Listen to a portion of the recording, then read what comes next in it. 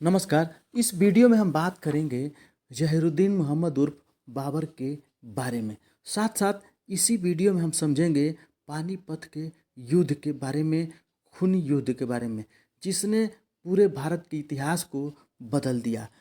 यह बाबर है, देख लीजिए।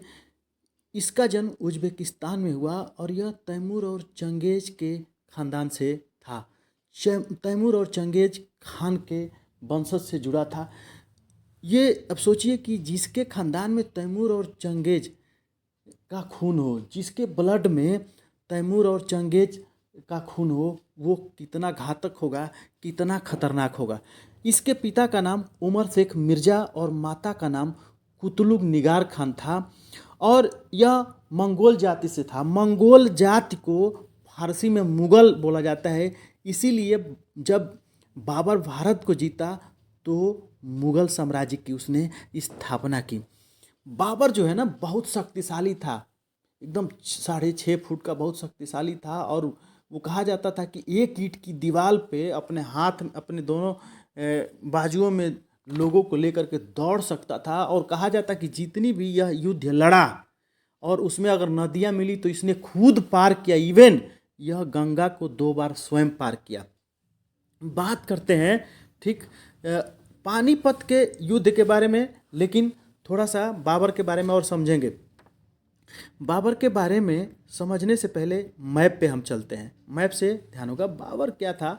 शुरुआत में 1504 ईस्वी में काबुल को जीता और 1507 में कंधार को जीता। ये आप देख सकते हैं, ऊपर मैंने ग्रीन कलर, ऊपर काबुल और नीचे कंधार किया है। ये दोनों युद्ध जीता, लेकिन फिर इसने खो भी दिया। हालांकि एक प्रश्न आता है, जो लोग सिविल सर्विस की तैयारी करते हैं तो उसमें ये आता है कि बादशाह की उपाधि इसने कब धारण की। तो 1507 ईस्वी में जब ये कंधार को जीता तो बादशाह की उपाधि धारण की।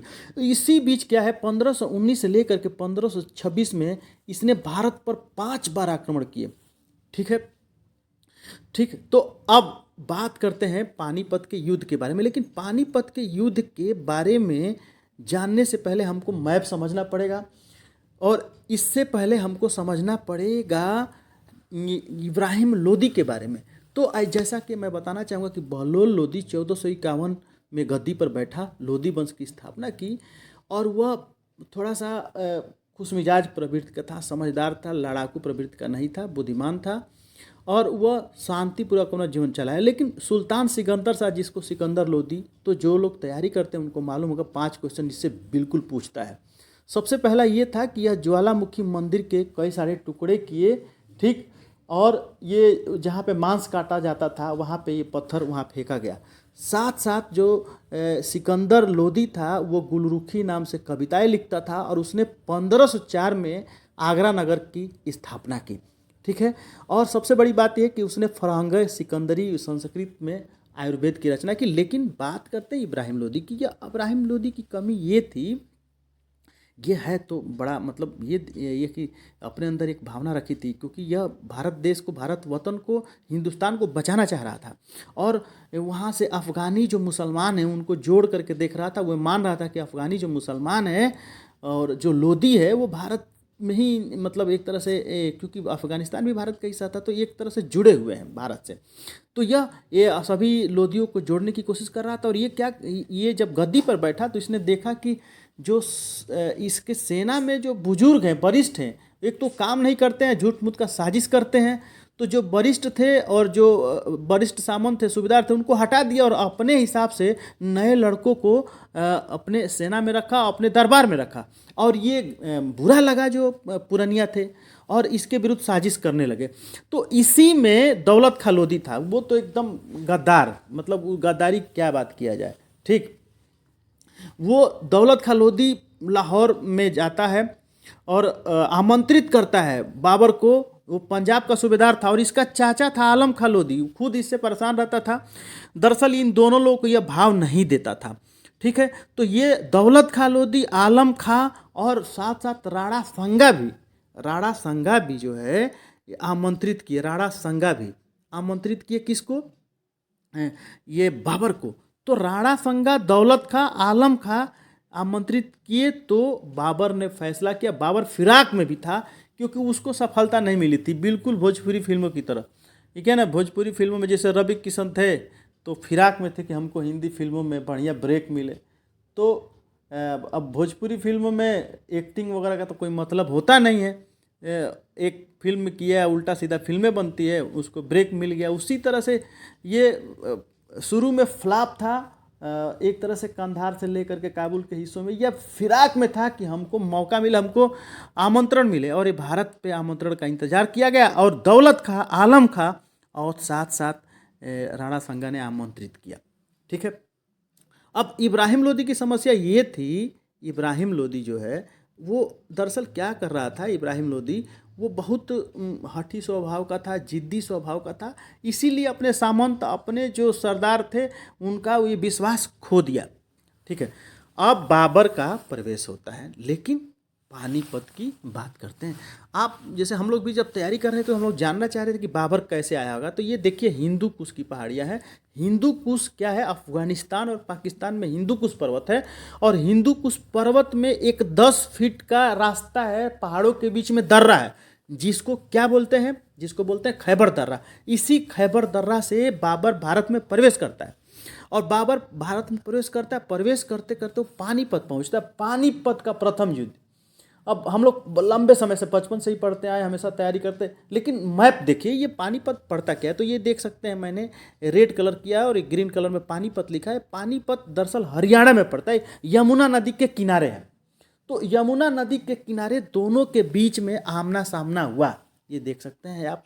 यानी इधर यमुना है, बीच में उत्तर प्रदेश, इधर उत्तर प्रदेश, बीच में यमुना, और इधर पानीपत। यमुना नदी के किनारे पानीपत के मैदान में पानीपत का प्रथम युद्ध शुरू हुआ।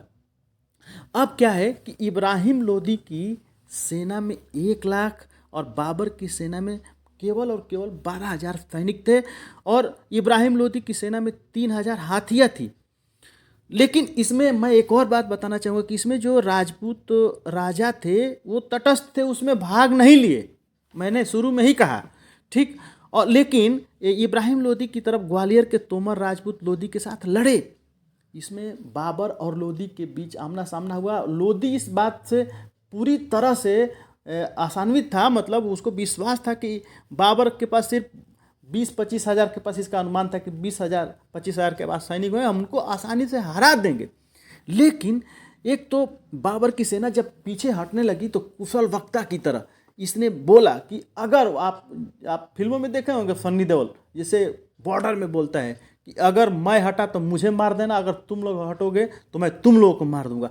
उसी तरह से बाबर ने ज़बरदस्त भाषण दिया और कहा कि अगर हम जीतते हैं तो हमें पूरा भारत नसीब होगा, और अगर कुर्बानी देते हैं इस जंग में तो हमें जन्नत नसीब होगा। तो एक जोश भर दिया। दूसरी चीज़, इसने तोप सजाने की विधि, जिसको उस्मानी विधि बोलते हैं, इसके पास जो है एक तरह से तोप थी, और तोप का प्रयोग इसमें किया, और जब तोप चलने लगी तो हाथियाँ बौखला गई और अपने ही सैनिकों को चलने लगी। साथ साथ यह जो है रिजर्व सेना भी रखा था, जब ये और उसने खाई भी खुदवाई थी। तो एक उस्मानी विधि यानी तोप सजाने की विधि और तुलुंगमा पद्धति से इसने बस कुछ ही घंटों में पानीपत के युद्ध को जीत लिया, जो 21 अप्रैल 1526 ईस्वी को हुई। ठीक है, तो ये एक तरह से देखा जाए तो पूरा का पूरा इतिहास बदल गया। लेकिन इसके अतिरिक्त भी मैं आपको बताना चाहूँगा कि इसके अतिरिक्त भी युद्ध हुए। युद्ध क्या हुए, ये आप देख सकते हैं। राणा संगा जो है, ये देखिए राणा संगा है, इनका एक हाथ कटा हुआ है। राणा संगा के खतौली युद्ध में, ये राणा संगा खतौली युद्ध में किए थे इब्राहिम लोदी के साथ। जब इब्राहिम लोदी की युद्ध हुई थी तो उसमें इनका हाथ कट गया था। तो थोड़ा सा और इसमें हम बात करते हैं, ये जो पानीपत का प्रथम युद्ध हुआ था, तो पानीपत के प्रथम युद्ध में इब्राहिम लोदी मतलब बड़ी बहादुरी से लड़ा और एक पीछे नहीं हटा, और वो 20,000 जो सैनिक मारे गए थे उसमें वो भी बहादुरी के साथ वीर गति को प्राप्त हुआ। ठीक है, तो यह एक देखने की चीज़ है। इसके अतिरिक्त जब पानीपत का प्रथम युद्ध खत्म हो जाता है तो बाबर हमला करता है खानवा, खानवा कहाँ पे है? खानवा समझिएगा, यह राजस्थान में है और 16 मार्च 1527 ईस्वी को भरतपुर में, यानी राजस्थान के भरतपुर में खानवा है। वहाँ पर राणा संगा और बाबर के बीच में लड़ाई होती है। राणा संगा सभी राजपूतों को लेकर के लड़े। राणा संगा क्या थे? मेवाड़ के शासक थे। तो ये सभी राजपूतों को लेकर के लड़े और अंततः राणा फिर तोप का प्रयोग किया और तोप इसके लिए गेम चेंजर्स हुआ और ये बाबर ने राणा संगा को भी हरा दिया। उसके बाद चंदेरी का युद्ध हुआ। चंदेरी में मुगल और जो अवशेष जो राजपूत बचे थे उनके बीच में लड़ाई हुई 29 जनवरी 1528 को। इसमें भी चंदेरी के युद्ध में भी विजय हासिल किया बाबर ने। और बाबर के उसने क्या किया कि घाघरा ये दरअसल क्या है ना कि जो बाबर ने घाघरा का जो 6 मई 1529 को घाघरा उत्तर प्रदेश के जो तोहरी घाट है ना, वही घाघरा नदी के किनारे ये युद्ध हुआ। और इसमें वह जो है नुसरत शाह जो बंगाल का सुल्तान बन बैठा था और इब्राहिम लोदी का जो भाई था महमूद लोदी, इन दोनों को हरा करके लगातार 4 युद्ध जीत लिया। हम जब हम लोग तैयारी कर रहे थे तो 4 याद रखते थे, क्या बोलते कि पानी, खाना, हाँ, पानी पिया, खाना खाया और चल घर। पानी पी, खाना खा, चल घर। पानी मतलब पानीपत यानी 1526, खाना यानी खानवा 1527, चंदेरी यानी चल घर यानी चंदेरी 1528 और घाघरा 1529। लगातार एक साल का 26, 27, 28 और 29 पानीपत, खानवा, चंदेरी, घाघरा, ये 4 युद्ध जीता और ये पूरी तरह से अपने आप को स्थापित कर लिया। और दिल्ली की जनता में इसने उस समय चांदी के सिक्के बंटवाए थे, इसलिए इसको कलंदर भी बोला जाता है। तो ये पूरा का पूरा विवरण है पानीपत के साथ साथ बाबर, और इसमें मैंने कुछ हिस्सा आपको लोदी वंश के बारे में भी बताया। तो इन बिंदुओं को आप नोट कर लीजिएगा, बार बार रिवाइज करके पढ़िएगा। वीडियो को लाइक कीजिएगा, चैनल पर नए हो तो सब्सक्राइब कीजिएगा। धन्यवाद।